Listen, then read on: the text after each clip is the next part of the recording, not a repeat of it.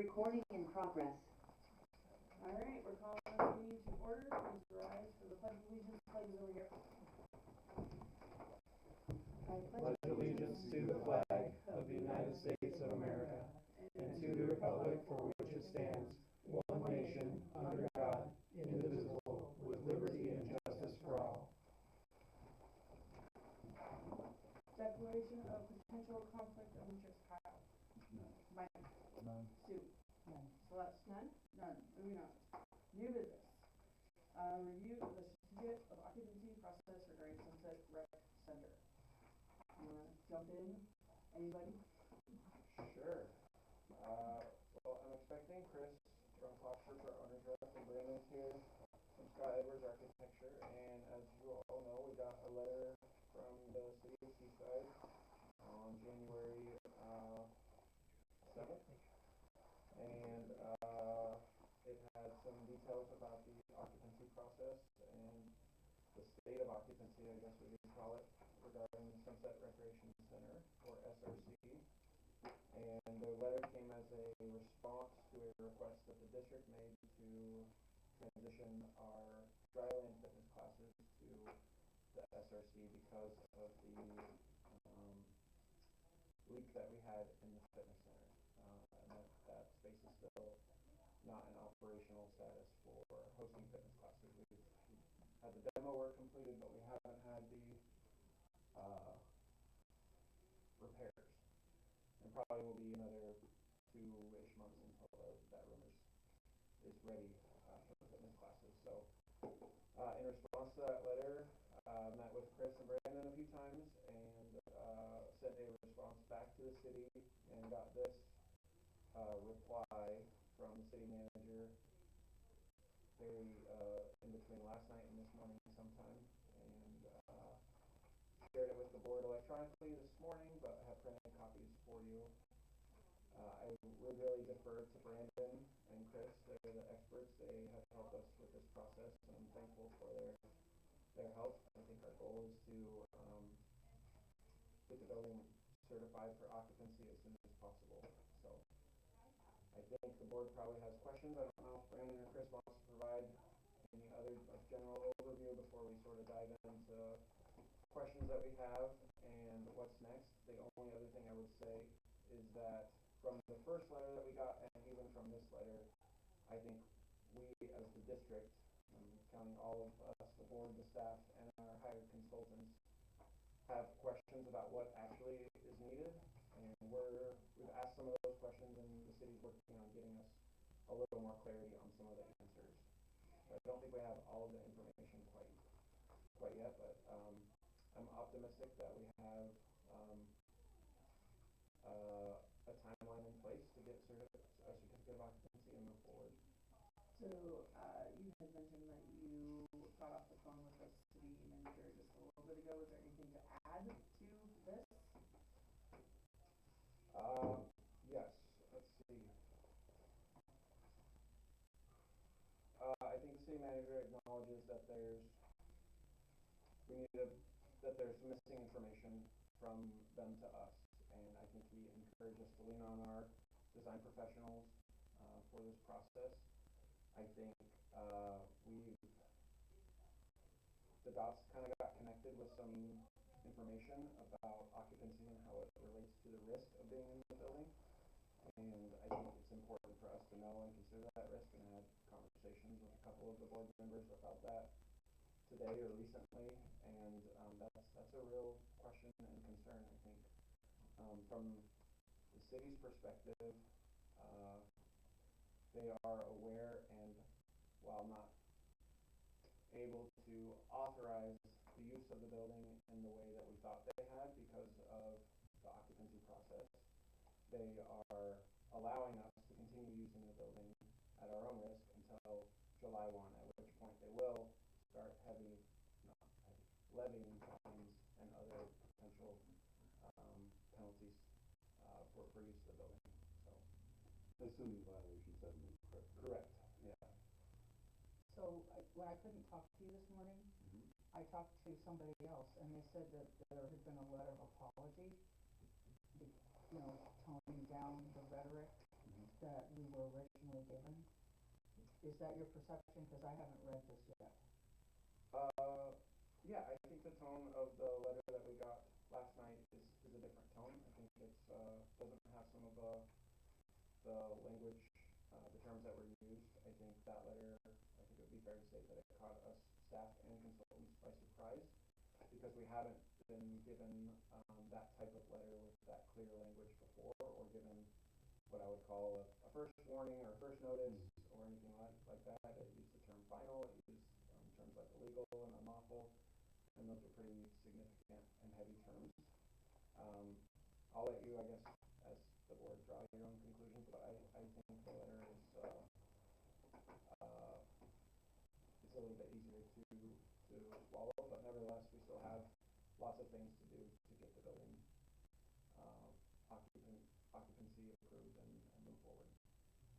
Is the previous letter public? I think that's, up for discussion. From my perception, it's a public document, surely, and it's, for public, it's a public document, so it could be, requested to be viewed. I view this letter that was sent today as the letter that, the city, from their collective perspective, wants on the record. And, the letter changes, it does, I think, behoove me to include the board in it, but it doesn't ask for the board to authorize receipt of the letter. It just asks for myself to basically sign that we accepted the letter and return it. I'm seeing that the signature on this letter is from the city manager, whereas the original letter was from 3 other, agency stakeholders. And so, do we know, are we aware of the communication between those? Like, because it's hard for me to sort of swallow that one replaced the other if the other 3 have not been included. Yeah, I think that's a good point. From what I understand, the city manager worked in, coordination with the other city staff. The city manager is the chief executive for the city of Seaside, so, in the position that he serves in, he would supervise the, planning, the community development director, the planning, department, the building official, the fire department, and other city, departments. Yeah, I noticed, that original letter from the community development, they CC'd the city manager on that. But we don't know if the city manager reviewed that draft letter that was sent to us initially. I did think it was, needless to say, the letter had a little belligerent tone to it, if you will, but, I'm glad the reasonable people are coming to bear. It seems like there are some gaps in communication somewhere. I can remember it seems like we reviewed, the use of the SRC, particularly with the child care and after-school programs that we were already leasing from the school district. Yeah. It seemed like, it was clear to me that we had at least a temporary certificate of occupancy to operate those programs. So, it seems like there's some gaps, there's missing MOUs or something's missing. And I was wondering if you knew of whether our maintenance staff interacts directly with the city on a level such as that we may have had a miscommunication come through that we weren't aware of. I don't know of any, miscommunication like that, Mike. I do agree, though, that there's been gaps in communication, and that's pretty clear. I think Brandon would echo that sentiment. I think we, for at least the last year and a half, 2 years, have been focused very intently, all of our staff, our maintenance staff, Darren, our program staff, myself, on communicating well with the city, and I think that's why this letter, or some of the vernacular that was used, caught us a little bit by surprise. We've had our consultants working with us all along, so it's hard to imagine. So, I think the 2 things that I'm hoping to get out of this meeting, that we're gonna try and keep under an hour here for everybody's sake. We now have a deadline, a very definitive deadline. My 2 questions are, can we continue to occupy the building as we are? Whether, they clearly say no on paper, and yet we've had this phone conversation that, they don't wanna see us not offer these things. Okay, but if you're telling us we can't, Specifically with a fire watch. Well, can I Yeah, ask, just, if I could real quick, I mean, if you step back just a little bit, I would concur with what Skylar was saying about it catching us off guard. We fully believe, and Chris would agree with me, I would assume that we feel the district has been making active progress and has continued to show progress based on the commitment that was made, about over a year or so ago. So that everyone is clear, we've been going through the process to show that the building is code compliant, or what is needed to make the building code compliant. All along, since we got involved and started engaging the jurisdiction, City of Seaside Building Department, we've all had shared the same concerns, addressing life safety deficiencies in the building, because you are using it, and we want you using it, you need to be using it. I felt we had a game plan. We all agreed that the change of use showed a decrease of the risk. Actually, it has less occupants in the building than as if it was a school. So we all, the building department, everyone included, thought that was a positive. And we felt that we've had an agreement, we have a game plan to address other deficiencies in the building that aren't exactly fire life safety. So I would agree, I would echo with Skylar that it caught us off guard, and that we've always been willing to engage with anyone in the city to address concerns or questions. You all have continued to use the building under that agreement, and our anticipation, our goal was to get a temporary certificate of occupancy to allow the district to continue to operate while some of those larger cost items are addressed, in due time. so Brandon, what stops them from issuing us a temporary certificate of occupancy today? Just their own, I mean, is preference to it use. purely their discretion, or is there something in law? They issued it to us once. I understand that Well, they that's- rescinded it, but why Yeah. why wouldn't we? Do you want my professional opinion or safe place? I've always questioned, I think we've always asked the same question. Did the district officially have, or formally receive a notice that the occupancy in the building was pulled?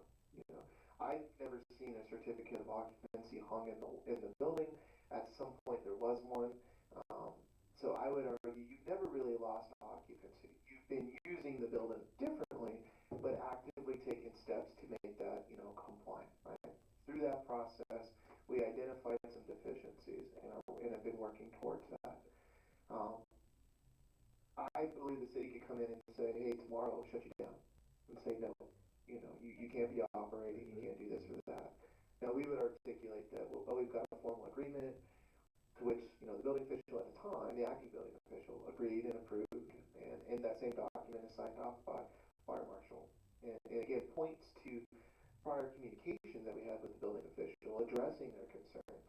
And when we addressed it, we outlined the plan, steps that we would be taking forward. And that's why we proceeded with improvements such as, the fire alarm. But they have the authority. They are the authority.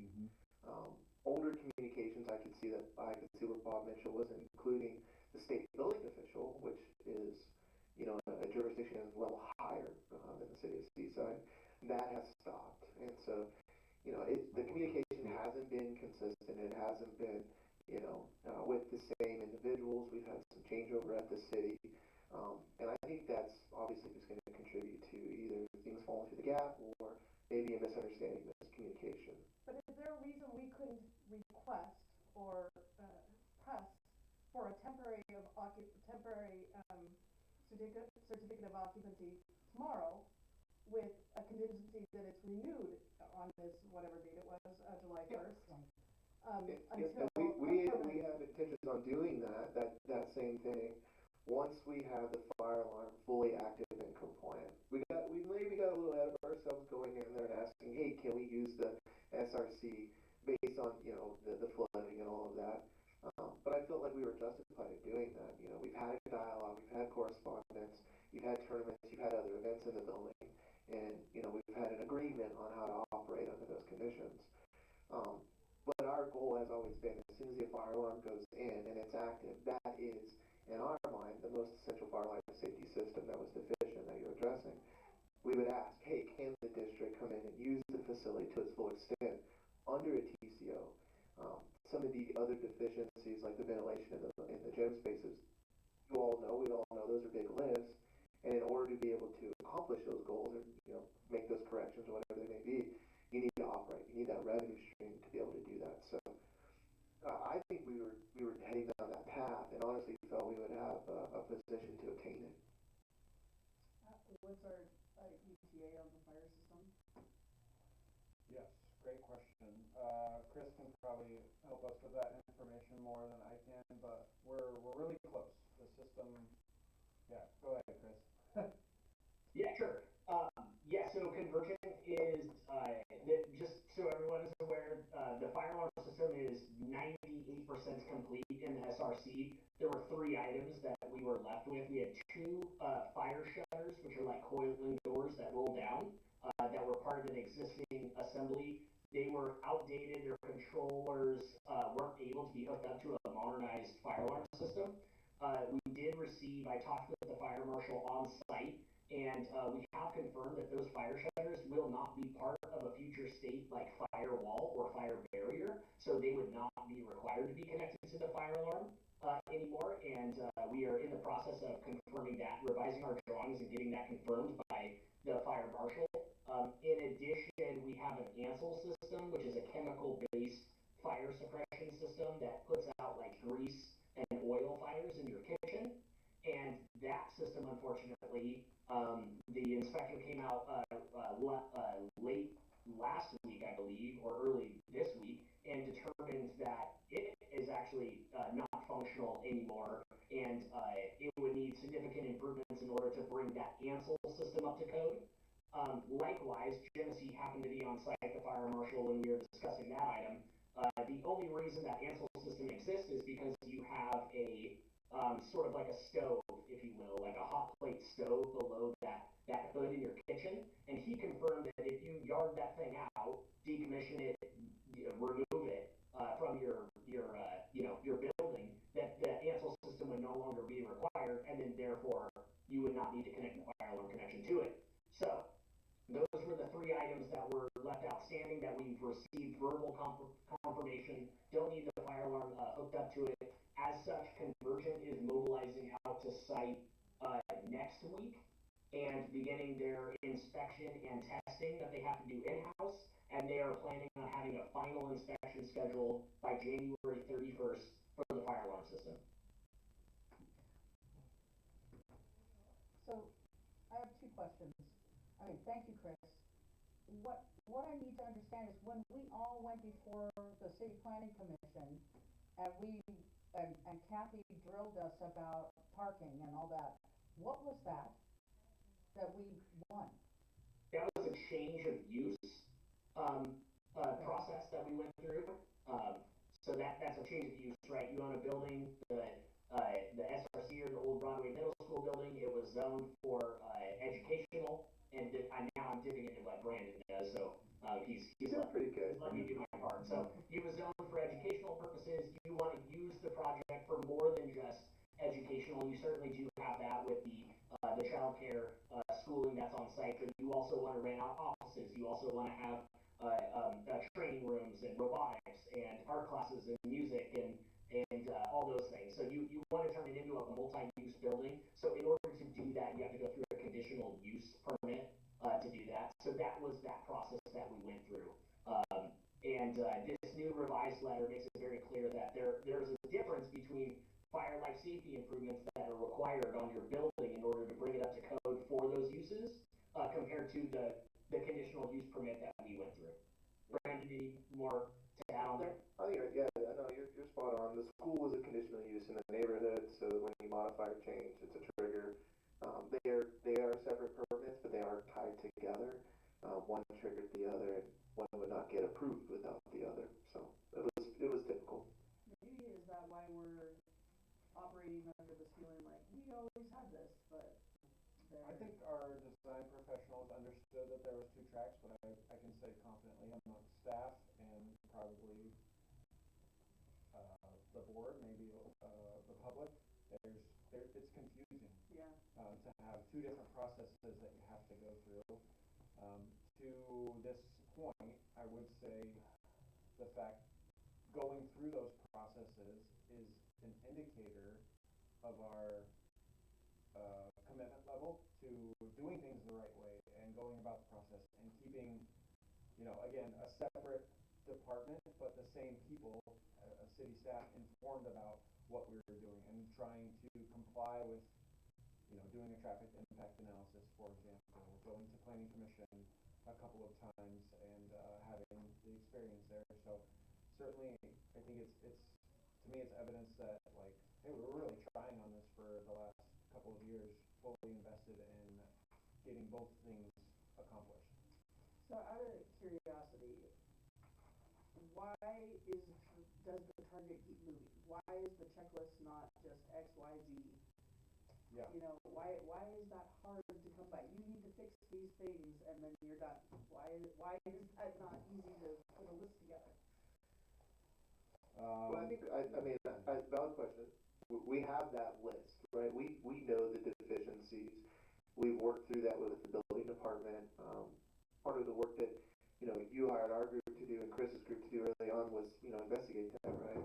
Look at the mechanical system, look at the fire suppression system, evaluate the alarm. So, you've been doing that. When we did that, we discovered that some of those deficiencies were a big lift. So the agreement we had with the city, the building department, was, hey, let's take care of the highest priorities. Let's make this the safest building we can with the funds and money that we have in place, right? And that, again, was the fire life safety system. There's some other improvements that we said we would do that we're obligated to. Those are big lifts, so that's a conversation with the building department we need to have. But in our mind, that's similar to some of the arrangements we had prior to receiving the letter, with things such as, like, fresh air ventilation in the gym and whatnot, which isn't a fire life safety system. So I have some questions that I feel like we need to get on record, and one, just because this letter is on record, and so I feel like it's really important that we have some things on record. So one is related to the list of deficiencies. Have we ever received a document from the city that tells us which of those deficiencies would constitute a reason to not be provided a TCO? Like, which ones are in the category that we need That's a very specific question, Celeste. I think we can answer a lot of that to the very end, right?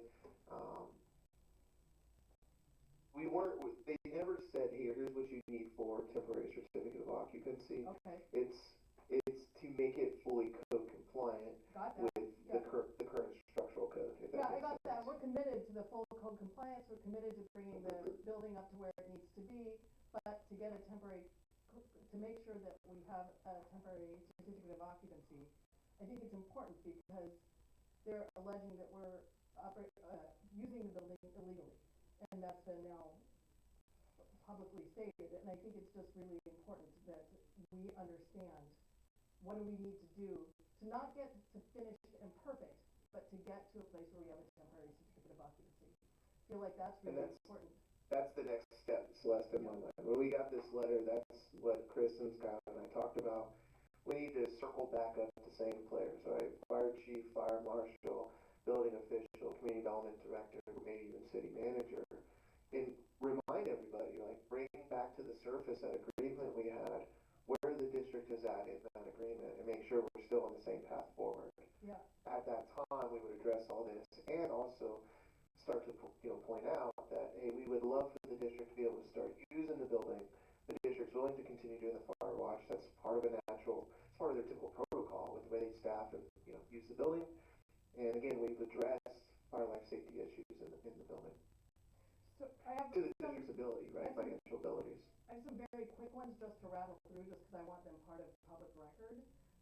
So one is I'm wondering if, aside from the letters from Mitchell in 2021, has there ever been any additional written correspondence from the city or any of those other stakeholders, the building department, the development department, fire department, indicating unlawful occupancy of the SRC? I don't have any. Yeah, not from the original correspondence. Now we've had conversations and correspondence after that. Like when we submitted the application for the change of use, we engaged in dialogue. So we got plan review comments. and we're able to provide responses to that. In my mind, that should be a part of the, the communication string, like part of the formal record, because with that resulted, or from that resulted in a plan that is stamped and approved by the building official and the fire marshal. So in order to show the full record, which is totally appropriate and what we should be doing, I think we need to have that correspondence in the record, Yeah. along with that approved plan. Yeah. And then my other one is, did we pay a penalty in 2021? And if yes, if we contested, what was that process? What was the results? Is that contest documented? And what happened with that? Yeah, we did not pay a penalty. I believe it was either the day after, I don't remember what day of the week, but I went and had a meeting with the city manager, his previous city manager, and shared the letter, and he knew about the letter, and I said, I'd like to appeal this, and I said, what's the appeal process? And he said, you meet with me on the, I don't know, on the appellate board. So I shared our position and what we were doing, and he said that they were not going to fine us, and that, or the penalty was waived, I guess, and I think it was both of our understanding, my understanding certainly leaving that meeting, that so long as we were working expeditiously to improve the building and to take care of the things that we knew needed to be taken care of, and keeping the city informed, that we would be able to continue using the building. And we didn't receive anything in writing back to verify that, but I can assure you that that meeting happened. It was, again, with the previous city manager. And we got nothing from the city after that for a very extended period of time. And we had multiple interactions with them, including the building official that wrote the letter, the building official that replaced him, the community development director, the fire marshal, and nothing from those interactions, to me at least, insinuated that we were operating the building unlawfully or illegally. And am I Yeah, I correct? felt like there was some alleviation when we were able to provide the fire life safety system evaluations, and then set the district on the path forward to address them. At that point, all parties involved were sitting at a table and, getting alignment in terms of the direction forward and how we were going to approach this. So. And am I correct that no other penalties since that time have been assessed? We not only did not pay that penalty, Correct. It was overturned, but we have not had any other penalties since that time. And then I think this is my last question. Have we ever received any written notice other than the Mitchell letter that any of the uses, including the leased space for other nonprofit or office use, the gym for PBL, pickleball, or other community events, locker rooms to support football and other events, or any of those other uses, have we ever received any written notice that put our temporary certificate of occupancy at risk, aside from this most recent letter? District staff have not received anything to check any of those questions or any of those uses off there. Okay. Yeah, and again, I feel that, at least my opinion, my position is, you never lost occupancy on the building. The building has always been occupied. It may not have been used under the original provisions, but I don't think the district, we've never received any kind of correspondence that formally removes that ability to occupy. And unlike, I guess I would say, unlike the city staff that we've worked with on this, and for whatever reason, we've had consistency in our front that's been working with them. We've had the same design consultants, we've had the same owner's rep, we've had the same staff by and large, and the only other staff that might have been engaged in this process was Levi, but he was working in conjunction with myself, and Darren and I work closely together now. I think we've had good communication, I think, on our side as to what we've received, and there's no way that one of us would have gotten something like that and not shared it with our entire team or with with the board even. I think that that's crucial information that we felt like. Well, and the board, we've had this on the, every month. Yeah. Like, I've got a kind of a couple of questions. Looking at this laundry list we have of things to accomplish by July, do we have the construction plans or the project plans necessary for mechanical permits, for instance? Do we have those plans, made up and ready to go? Could we apply for permits, for that and be in position to forward those, that work at the soonest convenience? Or do we need to hire a contractor first? We still need to have a scope of work, identify the things that we need to do, and the city is part of that, obviously. I would mention that you notice the state inspectors were copied on some of that correspondence. Well, for electrical inspections, the county here oftentimes has state inspectors that come out and actually do your inspections. They would inspect components of the fire alarm, I suspect, because they're all electrical interfaces. So there would be a state inspection for that. And then there's a state fire marshal, of course, but I think, maybe we need to have the plans ready to go to identify the work, and we need to contract the work as soon as we can afford it. Yeah, I mean, two responses there. The July timeline to get permit ready to design a document is more than obtainable. We can do that. I think you hire a mechanical engineer, and they do the design and do the documentation, and that would get you to a permit application. And then a 2-year window, before you'd have to renew the permit or start work. So that's more than accomplishable. Where I'd like to at least maybe take one step back with the jurisdiction and to make sure we're understanding is that the original agreement didn't have timelines tied to it for the mechanical system. We were able to convey to them that it's a hefty lift. We don't have that in the budget, and it will take some time to get that accomplished. And I felt like there was some common understanding and even some leniency in that, as long as we were keeping them apprised and had a plan, and it was in our forefront, the district's forefront, the board's forefront, and we were making active steps towards it. So I'd love to rehash that and make sure that whether that agreement was in place or can still be in place is a potential. But to get permit ready and submit by July 1, you have more than enough time to do that. Thank you. Yes, sir. Brandon, when we got our life safety permit, did that predate the 2022 Oregon Structural Specialty Code? What code are we supposed to be operating under? The code at the time in which we submitted the application, and that would have been the previous iteration. Right, well, they're saying we have to comply with a new code that was developed since we got our permit. No, they would do that to us. The code that we are under. Yes, they would. It's the 2019 OSSE. But they're saying in their letter that we have to comply with the 2022 code. Good point. Okay, so we can. That would be for any new permits, so like your mechanical system, that would obviously have to be. But with regards to the occupancy change, the change of use, that is set in place right now, and that's under the 2019. So we have to raise that question. Well, they're asking if they're telling us we need to comply with the 2022 code for fire protection systems. And look, you don't have to answer that right now. I'm just raising it as a potential issue. My big question is, how safe is the building right now? Very safe. We got babies. You were 98% operational on a fully fire alarm system.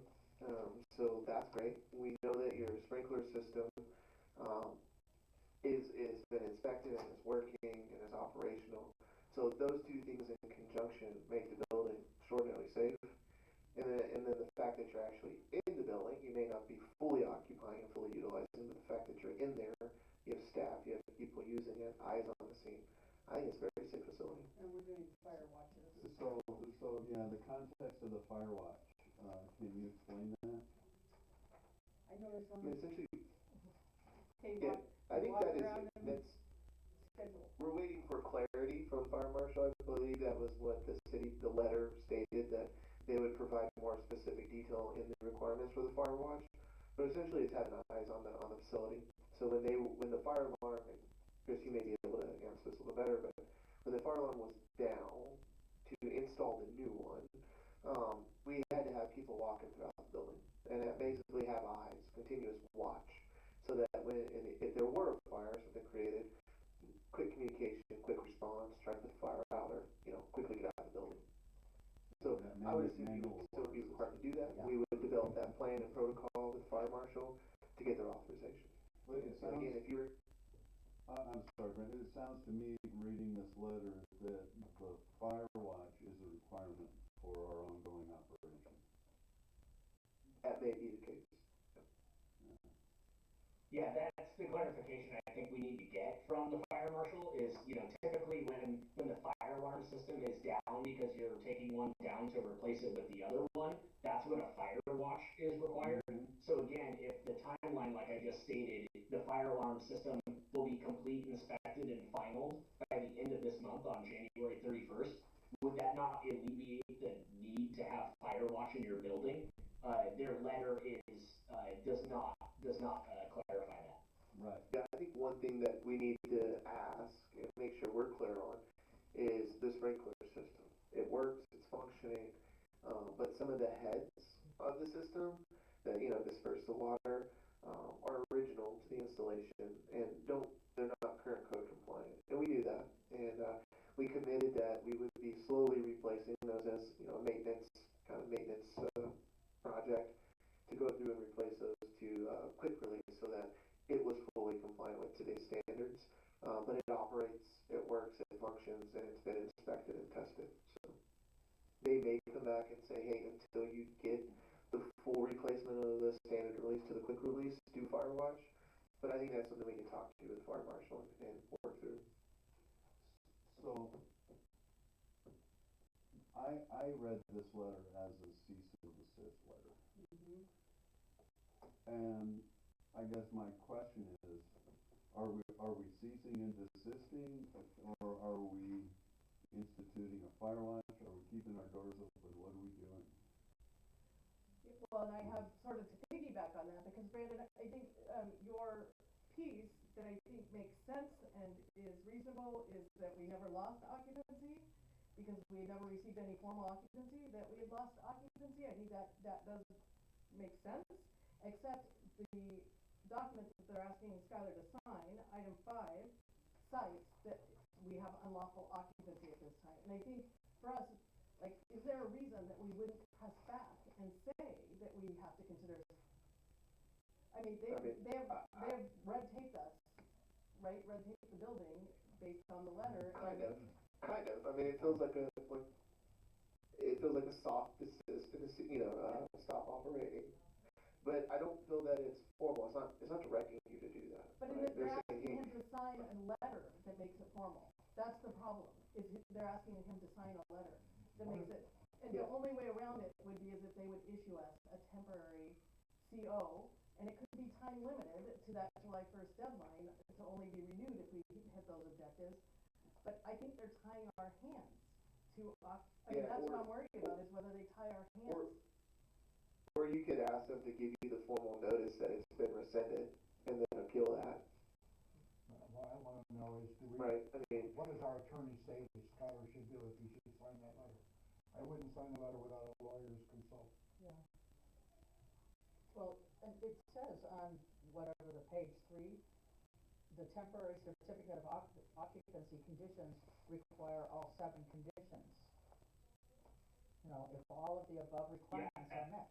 That's where they're being very specific about the 7 things that are required for you to obtain a temporary certificate of occupancy. I think, again, what Celeste is getting at and what Brandon is getting at is, to our knowledge, this district does not have any notification that that certificate of occupancy has ever been lost for this building. And I think what Brandon was just getting at is, maybe it would not hurt to formally request them to provide the information or any kind of documentation that says otherwise, that the building is, the district does not have a certificate of occupancy for this building. That's what they're getting at. But yeah, the 7 things in that letter are what they are saying we need to complete in order to obtain a temporary certificate of occupancy. And I'd like to, if I can, save a couple of minutes at the end of this to go through those in detail, just so we can understand what it is if we need to comply to everything in this letter. But just because some of those items are low-hanging fruit in my mind. I think we can do this. But whether they're low-hanging fruit or not, just so that I'm clear, there would be nothing to prevent the city from giving us a temporary certificate of occupancy while we complete the 7 things by July 1st. They could, if they chose, they could do that. They can do that. Yeah, I mean, that was, again, maybe that was where we were a little naive with prior communications. Fire marshal, fire chief is right across the street, from the SRC, right? And there was always some degree of comfort, right? Like we all kind of stated the reality of the situation, that it's preservation of life, right? Like if there was a fire or disaster, we want people getting out and the ability to evacuate. And there was always a certain level of comfort and acknowledgement that once we got a few things in place, we felt we were in a good spot. But again, it's subjective, right? They're the authority, right? They could come in and say, no, we want you to go a little bit further, or we're fine with where you're going, and we're gonna allow you to kind of keep moving in increments forward. It's their call. My concern if Skylar signs this letter, he acknowledges item 5, which acknowledges that we do not have any right to occupy. And so we are actually formalizing that arrangement. I would be talking to my attorney. Yeah. And something I was gonna ask, do you think it would help, I'm talking to the board here, do we need to ask for a public records from the city to kind of fill in some of these blanks? Because they can go back to the old city managers and community development people to provide that information. I think the problem exists in that some of these discussions were discussions and not written. Right. Well, I would counter that though. I would say we've got it written through the plan review process, right? We submitted an application to do the change of use, and that application material showed improvements that were going to be made to bring it into compliance. But the city commented and provided the plan review check sheet questions, and we responded. That's formal record, right? And then again, that resulted in an approved set of drawings that we're operating off of. So to me, that is in writing, right? Like we have that commitment, if you will. I would totally agree with that, Brandon.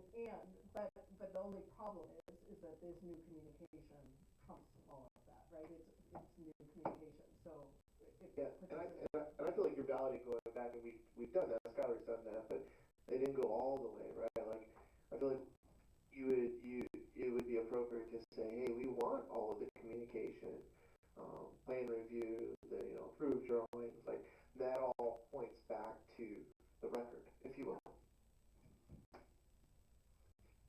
And that was part of the original issue. I mean, if you go way back, our initial conversations with Mr. Mitchell were, hey, we got what we think is a building permit application to do a change of use. The application material isn't clear, and we want to make sure we have an actual, architect of record able to do this. And once we stepped in and started communicating and working together, it felt like there was alignment and an agreement. And we have that record. I mean, I'm looking at the correspondence between Bob and I that goes back to November of 2022. Well, I just wanna try to land this a little bit with, these are my priorities. One is safety. I don't want anybody to get hurt in our building, whether it's by fire or anything else. I wanna keep open through July 1 so we can finalize these things. If we need money for fire watch, and I think the board can authorize moving money around. If we have to hire people or use volunteers, whatever we do, I think we ought to have a fire watch if that's what the city is recommending. And finally, maybe this is lower on the list than it should be, but I think we ought to avoid a war with the city. I mean, you can't win against a building official. They have a lot of power, and I think we need to listen, make our buildings safe, and show that we're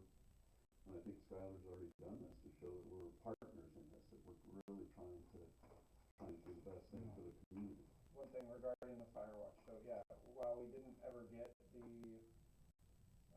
parameters or expectations on what the fire watch should look like from the fire marshal, we did institute a fire watch, and our staff have been walking the building doing the fire watch, and we have logs, pages and pages of logs of that.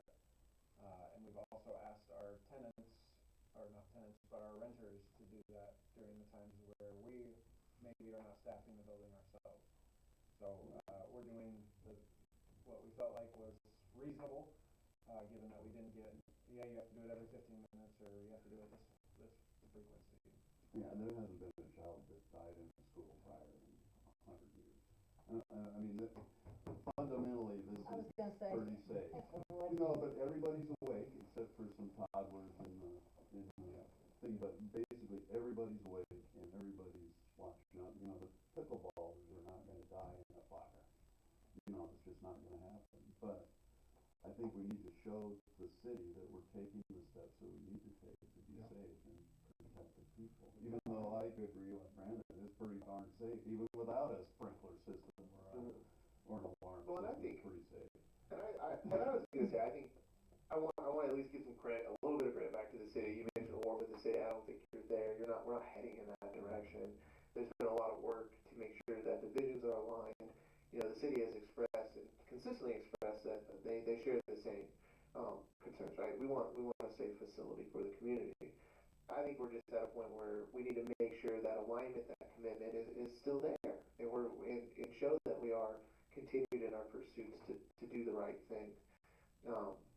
It has taken some time to get the fire alarm in. That's a big project. It's a big building. Um, you know, the contractor's been working with us to do different events, you know, PBL and all of that. And I think that, again, that just points back to the commitment both on the city side and the district side. So I feel like, you know, communications on paper are a little bit different. They need to be formalized. The language historically has always been a little pointed, but they have concerns, valid concerns that are shared by all of us. So I'd say maybe squint a little bit with the pointedness in the letter, and let's go back to good old fashioned circling up the wagons and getting everybody at the table, make sure we're moving together at the same speed. But I just wanted to point out that I think, you know, we're not at a war with anybody, so we're working together. You know, strong language, but really, what I really meant to say is this is not a transaction, it's a relationship. And we're going to have 100%. more building projects in the future, and I don't want to create an awkward relationship with the city that Skylar's going to have to navigate when we rebuild the pool or do something else in the future. I think we've come leaps and bounds from that with everybody's involvement. I mean, even going through the planning commission, you know, the planning review. Again, at every step we've tried to show that commitment, you know, from the district. And the district has spent substantial money in doing it. Right.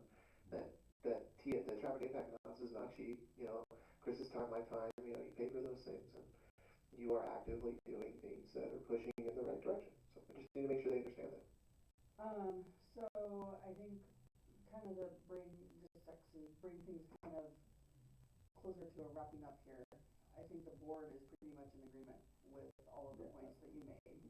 I think we also are saying don't sign this until you talk to a lawyer. Right? Yes.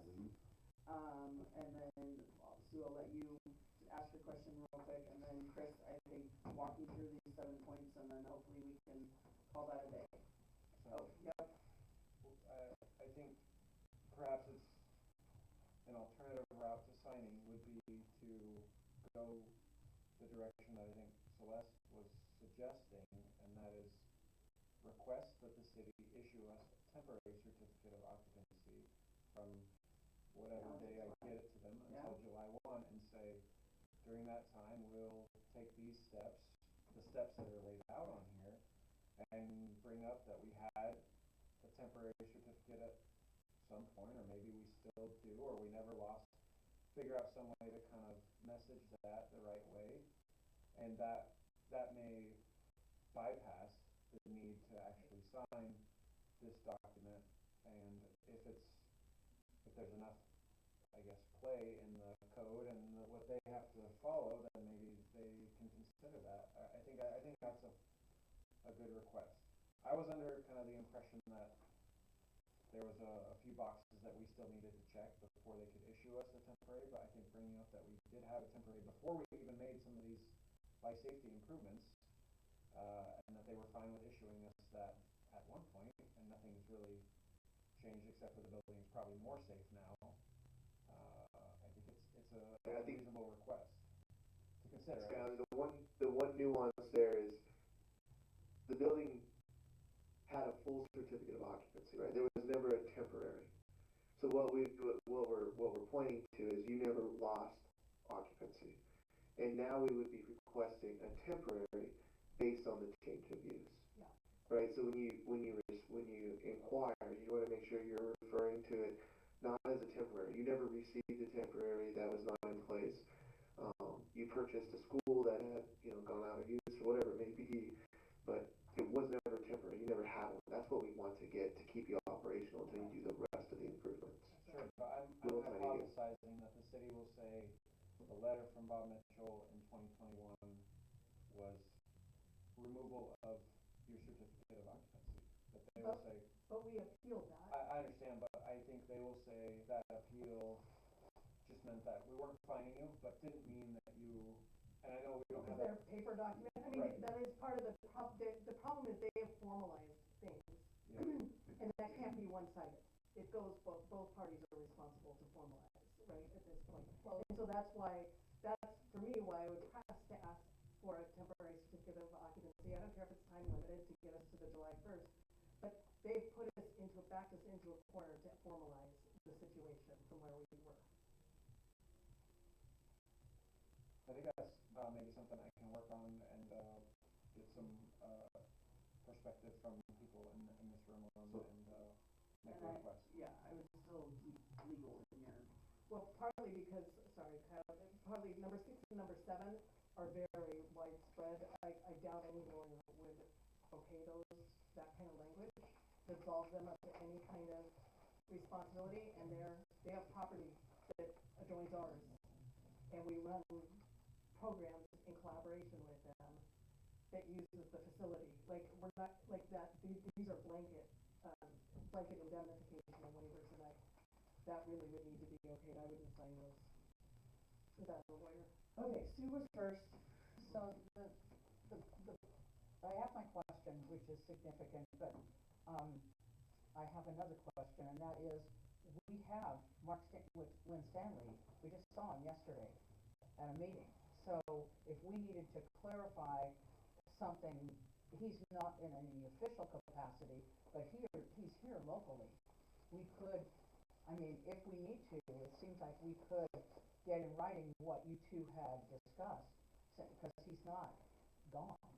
Well, Neither but he Kevin doesn't have Howell. an official position anymore. There's Yeah, a file somewhere. Yeah. So, I mean, just to be able to support, it's not just Skylar said, but, you can still get information from Mark. To be clear, the city isn't disputing that conversation occurred. I think what they have admitted and what is obvious is that there's no paper record of that conversation or what the status of the removal was after that conversation. So you had another.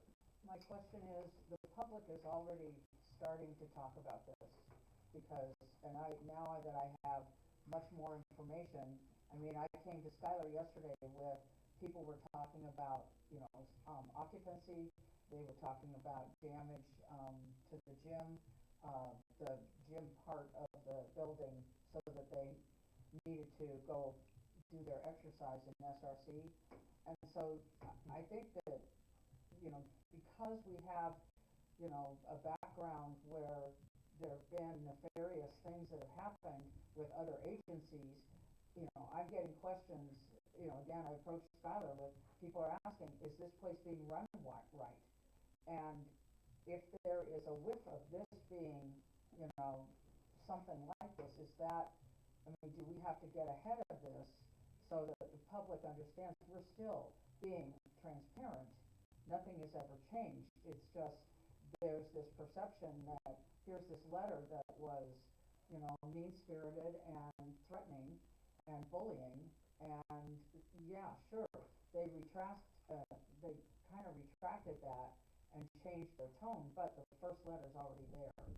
So is there some kind of damage control that needs to be done so that we're prepared for other people, you know, for the public to say something I in think their that's concern? part of why we wanted to have a public meeting today, Right, is to be able to go on record with that, because I think that is, that for us to be able to put on public record, but right, but I'm concerned that people are gonna spiral this in a different way, and we can't control that unless we need to.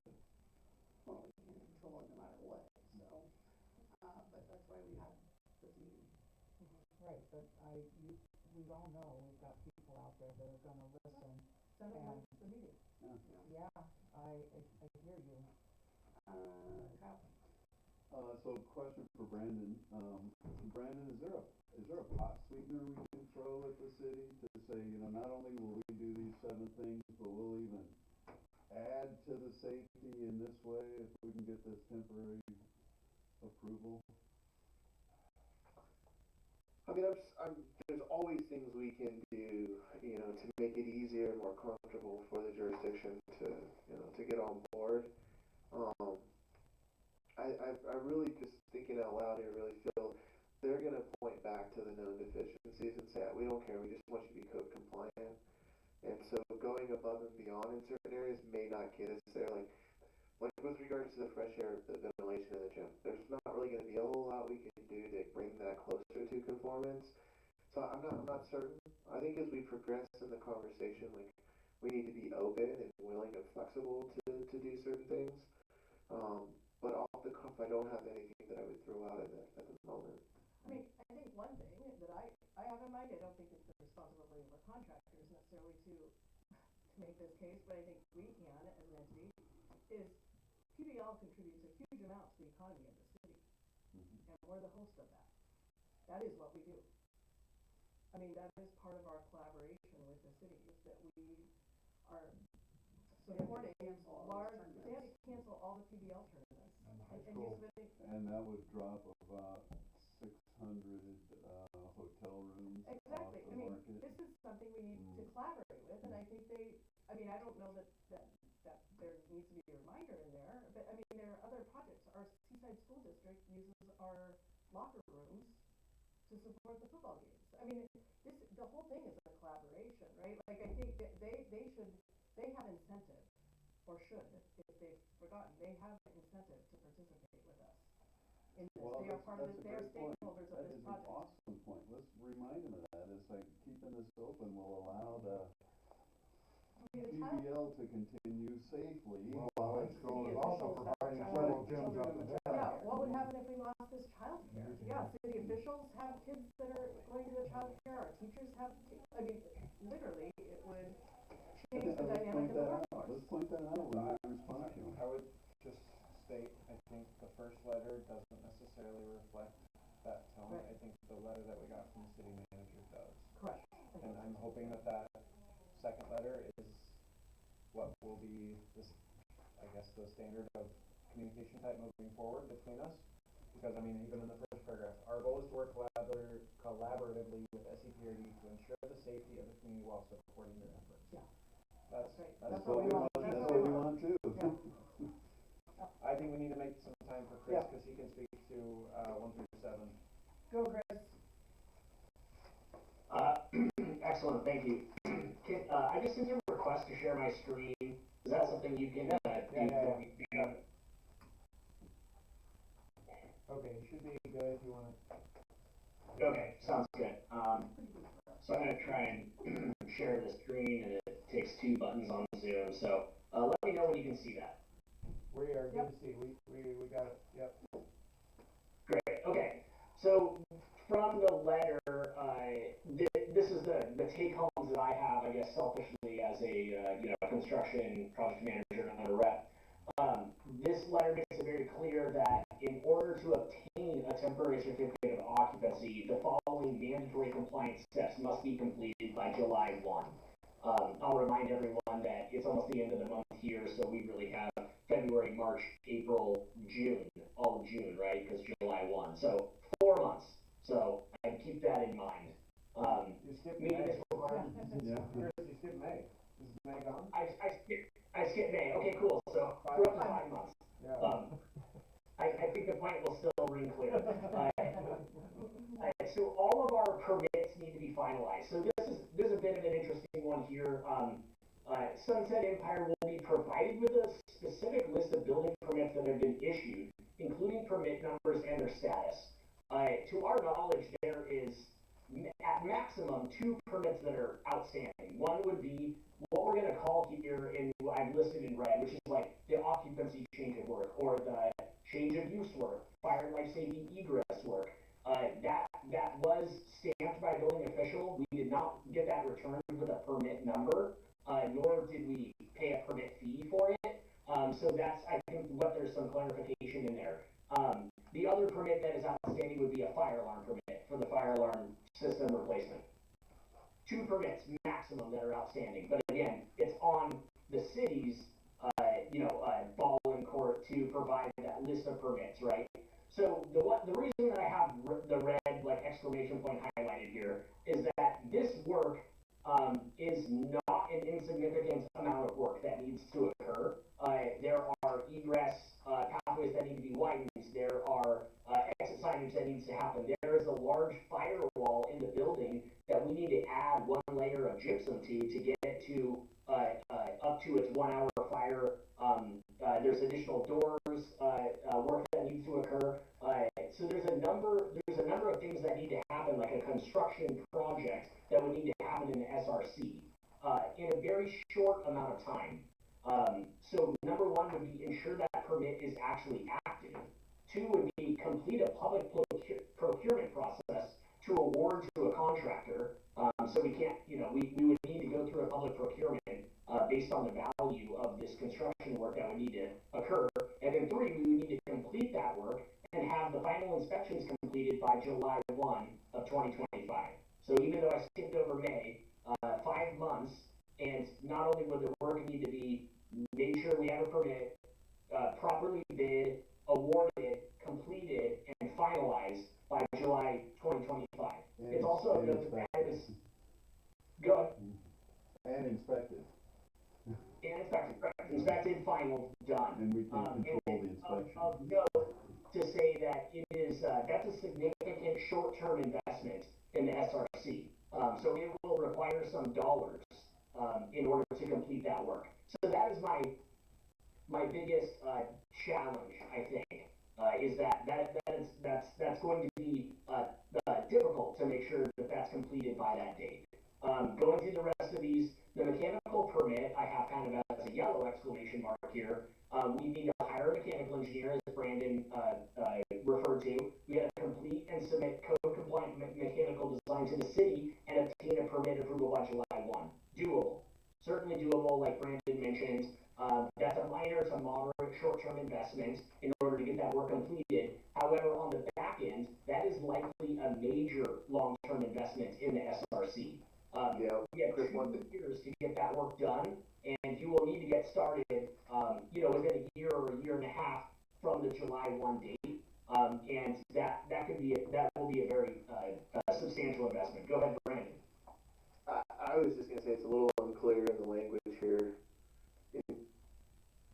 Basically, the plans must be approved and a permit issued by July 1. Developing the plans and getting a permit is relatively low-hanging fruit. Yeah, we can do that. Yeah, that part's doable. Yeah, correct. Yep. So that's why it's not red. We're running with our hair on fire. We can certainly do it. I'm just making the board members aware that it's a minor short-term investment, but the work that will need to be required based on that mechanical permit that needs to be completed by July 1 will not be insignificant. Fire department approval. Seaside Fire Department must approve and issue a TCO contingent on Firewatch program that meets safety requirements. Again, as we discussed, the fire marshal needs to clarify if Firewatch will still be necessary after the fire alarm system replacement is complete and final is inspected and obtained. So that I'm hoping that's the case, but if again they're saying no, not till the fire life safety improvements like the firewall in the building is completed by July 1, then you're going to need to extend your fire watch till July 1. So anyway, that's some clarification, but again, Firewatch, something that we can do, doable. Design professional walkthrough, we've really actually already completed this with interface engineering and Scott Edwards architecture. We did perform a walkthrough and provided a report from design professionals, and that was kind of what elicited a lot of the work that's required in item number 1, in the fire alarm work and the fire suppression work. So we can do this. A clarification we will need from the city is why they're referencing structural permits that will need to be finalized. We, to my knowledge, don't have any intent on completing any structural items, so I'm curious why they threw the word structural permits in here. Electrical permit finalization, proof that we passed any final inspections because the electrical stuff is issued by Clatsop County. Again, we shouldn't have any electrical permits outstanding that we know of besides the fire alarm replacement permit. Again, it's the city of Seaside's job to send us a list of all outstanding permits, so we can do that once they provide it. The fire protection and life safety systems, this is really talking about fire sprinklers in the building. We already had a design professional go through, the building is fully sprinkled. There is normal response heads, and I believe the new code says that those need to be quick response heads. So we will likely need to go through and replace 562 fire sprinkler heads in this building, and that will be you know, a moderate investment that will need to occur by July 1, 2025. So that's work that needs to be done by this deadline. Chris, question, do we have to have a boiler maker or steam fitter install those, or a plumber, or can our maintenance staff do those? That's a good question. That's a good question that we can get clarification on. Typically, we have a sprinkler fitter complete this work. It's a pretty dirty job, and I've always proceeded with hiring a subcontractor to do this work and not completed it in-house, but we can discuss that. Hey Chris, I'm just noticing that the language in the new letter is quite a bit different than what's there. So item 6 only says submission of proof from Clatsop County of the finalization of, oh sorry, I'm on the wrong line. Verification of the adequacy of the fire suppression system for the building's intended use and occupancy by July 1st, 2025. That's all it says. Yep, that's correct. So if the system does not meet the necessary code requirements, that's more or less the issue. So interface engineering completed a report, and Brandon and I will look back through that. And if they are saying that, yes, in order to meet current code, you'll need to replace those 562 heads to quick response, then this, in my opinion, is saying you will need to do that work and obtain approval by July 1, 2025. Okay. So I would concur. There was 2 items on the sprinkler system identified. It was the quick response heads, which when the system was put in, it was compliant. It's just current standards are different. Okay. And then the portico share, the covered patio, there was a concern there with this one single sprinkler head. We covered that with fire marshal, and they signed off with its current condition. So the only issue would be the heads. Yeah. And then lastly is, again, the signed acknowledgement, and, you know, I can't really weigh in on that, but it sounds like Sunset Empire Parks and Rec is going to talk with legal, but that, again, is a stipulation listed as item number 7 for obtaining a TCO. And again, TCO, if you did obtain it by completing all the 7, it would only be valid for 2 years and would expire if the mechanical system is not completed. Again, that's a major investment in your building by that time frame. So again, in quick summary, there's a number of them that are kind of doable. Let's get some clarifications. A couple of them that are a moderate lift, and then one, in my opinion, that is the time is the clock is technically ticking right now on getting this work completed. And there's a lot of processes that need to happen because you're a public entity in order to get there. So this is the one that I'm the most concerned about. Any other questions for me? What would be a more reasonable timeline? I mean, there's nothing that says that we have to accept the conditions of this entire I mean, we can propose back alterations to this agreement, right? Everything's negotiable. You know, really? Yeah, great question, Celeste. Well, and that was the original agreement with the city, was to work with them and convey when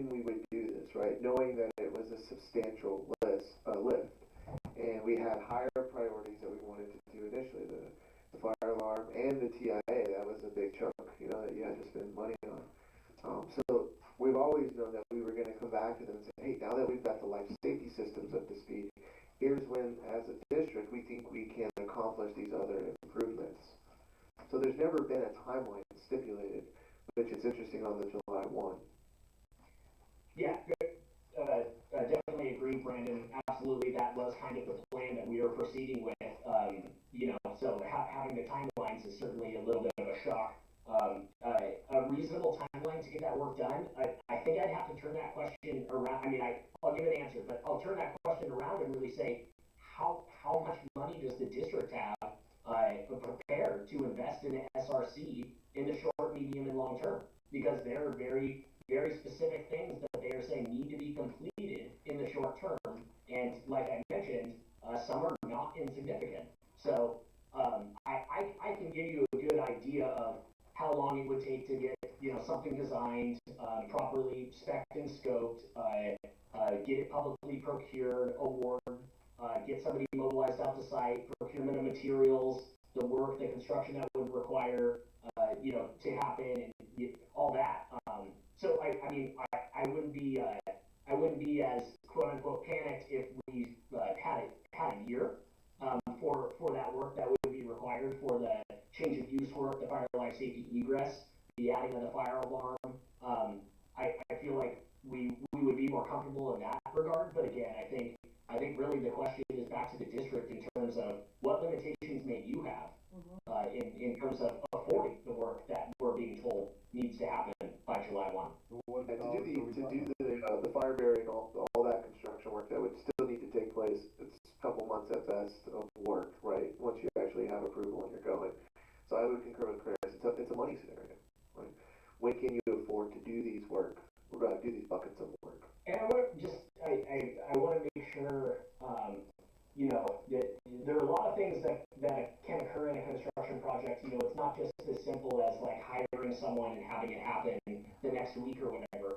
There are things that we need to make sure of safety wise. This is an older building, so we will need to make sure that there is hazardous material inspections that occur, and if there is any hazardous material that's identified in this building that could potentially be friable or disturbed, that would need to be abated and remediated, and that would all need to happen before any you know, fire alarm barrier work, firewall barrier work can occur, or any work that, you know, again could put someone in jeopardy and harm of hazardous materials. So there are lots of things to think about that need to occur before you can even get to, you know, having a contractor step on site day one and start your work. So So a couple things, I think you have around the table a couple of people saying, well, what's going to be the cost of that work? And so I'm wondering if there would be a way, if you'd all be able to provide a proposed restructuring of that first item that maybe gets to the spirit, they want to see it moving ahead, and what would be reasonable to do in this 6-month timeline. Like, for instance, to get, like, maybe not to perform all the work, but maybe to get the permits all documented. Like, what would be reasonable in the 6-month timeline? And then I think secondly, I think it would be reasonable, given the city's significant financial or, you know, the city's economic interest and workforce interest because of the childcare in this building, to ask them to participate financially in getting this stuff done. If they want to move up the timeline, I think it's reasonable to ask them to contribute financially, because that comes at cost that we have to come up with. What, is there a ballpark that you could throw out for completing that? Yes, I hate doing that because, you know, without having actual bids completed and whatever else, but as long as no one in this room is going to hold me to that number, we did price this a while ago now, where we came up with a budget for it.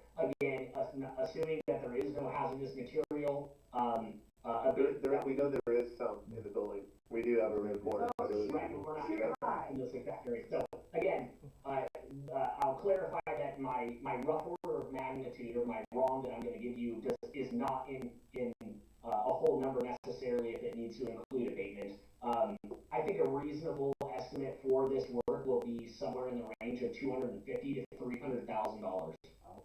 Yeah. Yeah. So maybe if they need it moved up. Clarify that though real quick, Chris. That's for the work. That's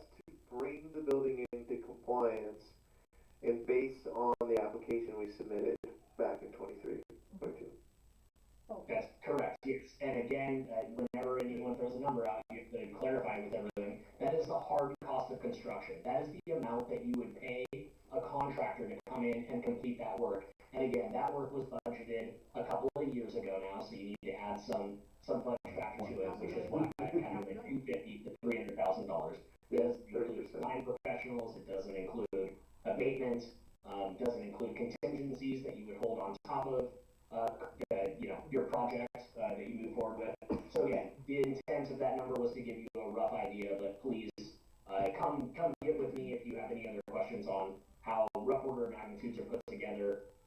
So Chris, I do have one quick question. Does that include the mechanical stuff, or is that gonna be a separate process? That is line item one of all Line item one. Okay, that's what I wanted to know. But could you provide us some proposed language back that we have something to work with that would be reasonable, that you think might be reasonable, like to hit the spirit of this, that they're trying to see that we're moving forward to a full resolution?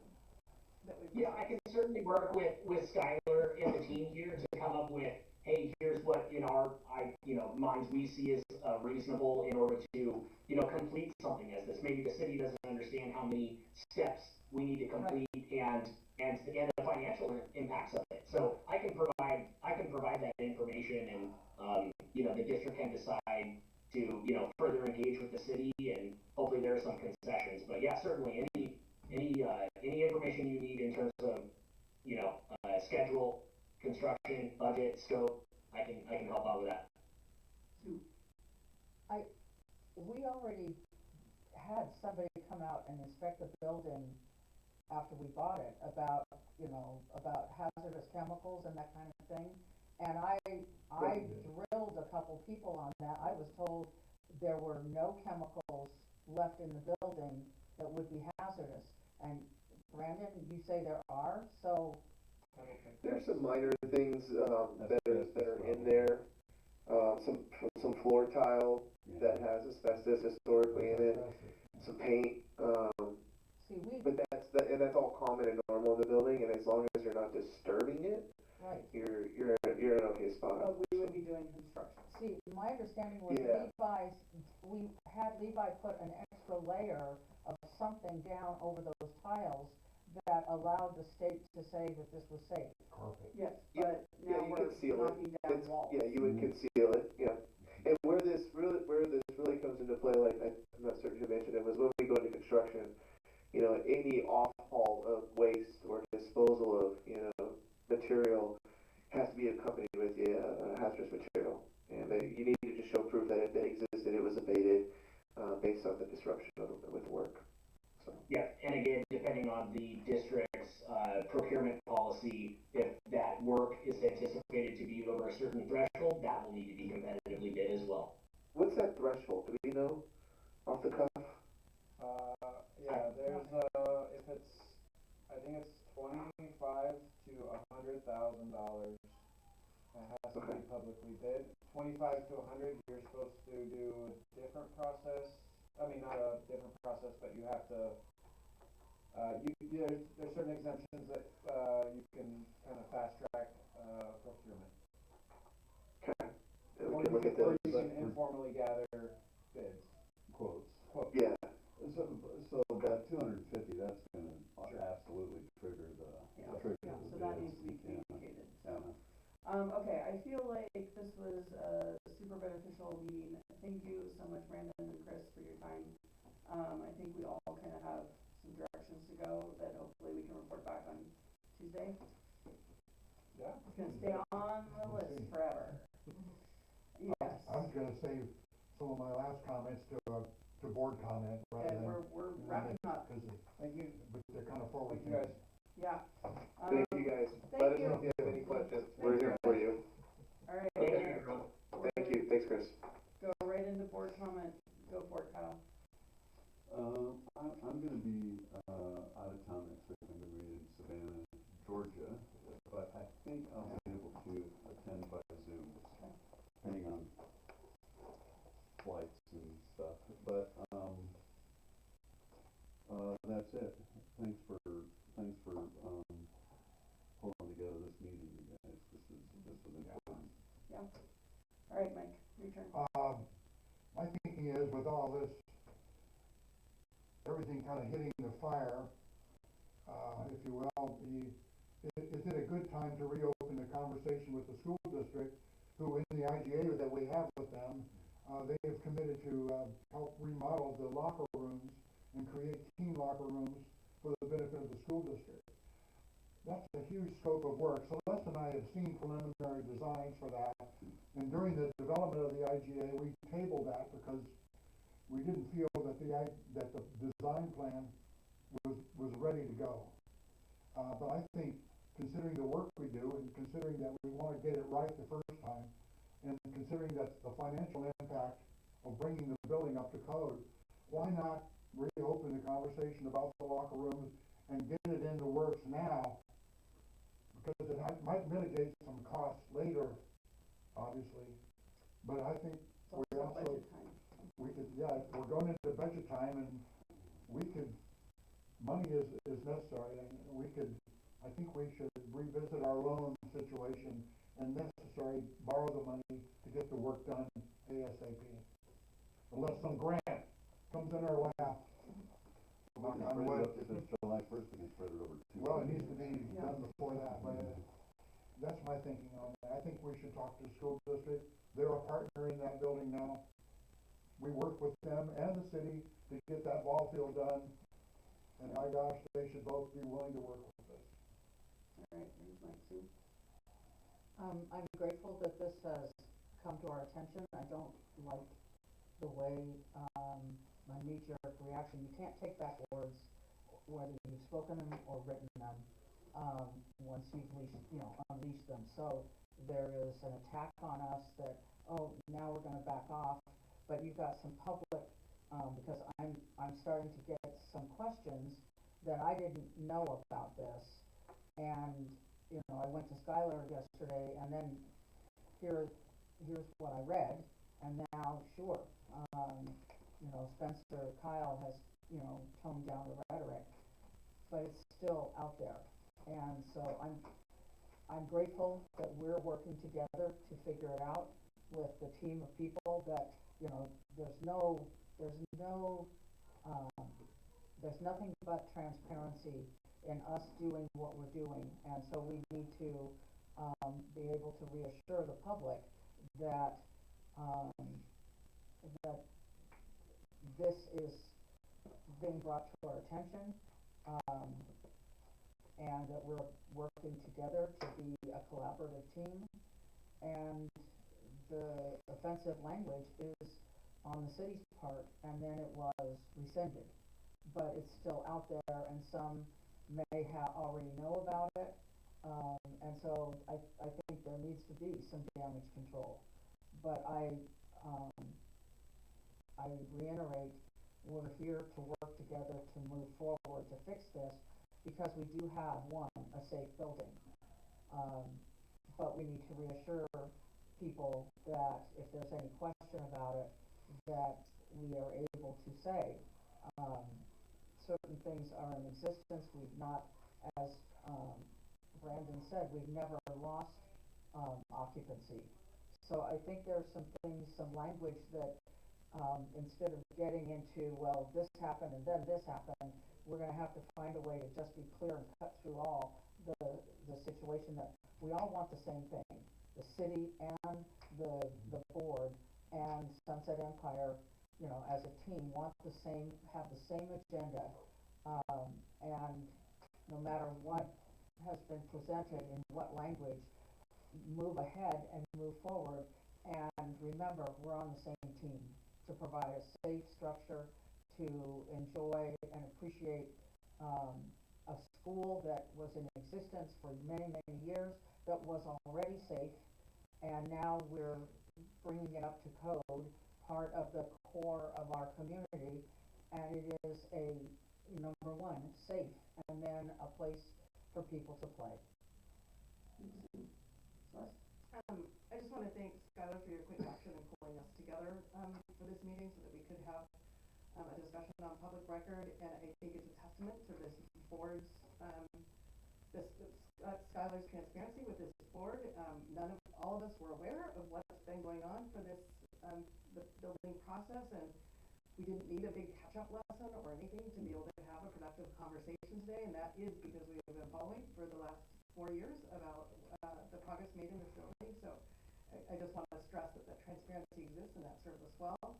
In this case, I also am grateful for the expertise and that we have POSH and SEA. We have experts that know what they're doing, that are leading us and guiding us through this process, which I think has been really important and is demonstrated here in this case. And then finally, I think, I do think that this letter, I'm really pleased to see this letter from the city that came through and that edited sort of tone and also expectations. I do think we have an opportunity. This is an invitation for, I think it provides an invitation for us to negotiate and to ask for what we need from the city, because this is a community collaboration, and they are a partner that benefits from our forward motion with the SRC. It benefits all of the citizens of our community, and so I think I'm going to look at this revised letter as an opportunity and an invitation for us to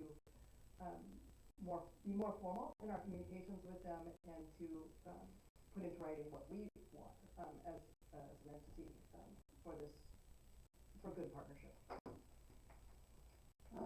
Thank you to Skylar and Darren and Isaiah for pulling all this together, and thank you to Brandon and Chris for making time to come and talk about this, and thank you all for coming on 3 o'clock on a Thursday afternoon. So I think that speaks to everyone's commitment to being transparent, making sure this process goes smoothly, and doing what we can legally to make, I look forward to more updates from the city on exactly what we need, and I do agree with you, Celeste. I think that opens the door for some communication back with what we need. Thank you, everyone, and I hope the rest of your day goes well, and we'll see most of you on Tuesday.